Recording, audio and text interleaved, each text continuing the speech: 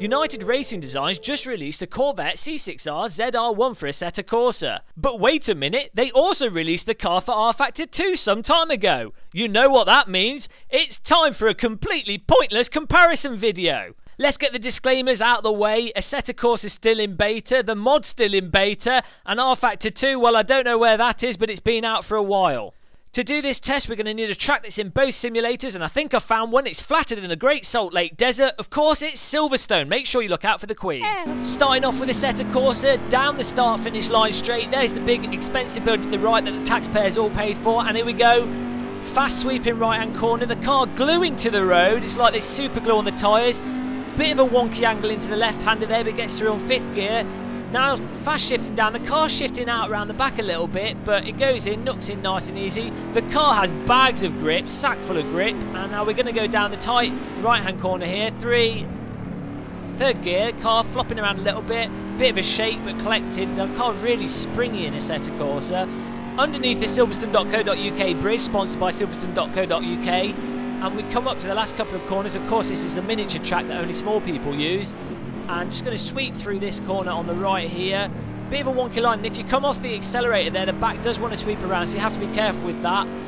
Straight down here, onto the brakes at the turning sign. You can probably brake a bit later, but reasonable carrying the speed through there. But you know what they say, you've got to keep your foot either on the accelerator or on the brake. If you're coasting, you're wasting time. And there we go, back onto the start-finish line and fade away. And we're going to go into R-Factor 2 now. Okay, so out of the last corner, onto the power. Make sure it's a flying lap. You want to be going faster than the Concorde through here. Down the start-finish line. Going to tap the brake here. Bit not really confident, but gets a line through there all right. You can probably cut that a little bit more. The car understeering a little bit, but it's fairly balanced. The car seems to be fairly neutral on this. The default setup, pretty decent if you're just jumping in the car. Going through here on the left-hander. Going out a little bit over the bump, really unsettling the car. The car bouncing up and down, teeth chattering, but it's all good, nice and controllable. Coming underneath this Silverstone.co.uk, sponsored by Silverstone.co.uk bridge. And there's the blue stand on the left. No one sat in it, no one wants to watch this nonsense. As we come to the last couple of corners again, sees a sign, puts the brakes on, turn in. Tyres screaming for mercy, but the car seems to be getting in there. A little bit more slippy than Assetto Corsa, but it's going for it, and it's through. Onto the brakes at the 100-metre board, really nicely placed there, makes it really easy to hit the brake point. Took that a bit wonky, could be a lot smoother. Coming through the last couple of corners, a bit wonky on the power there, correcting it over the last corner, and there we go, straight down the start-finish line. Silverstone.co.uk building on the right, fantastic. Other than the realisation that you're too poor to drive this car in real life, what can we get from this comparison video?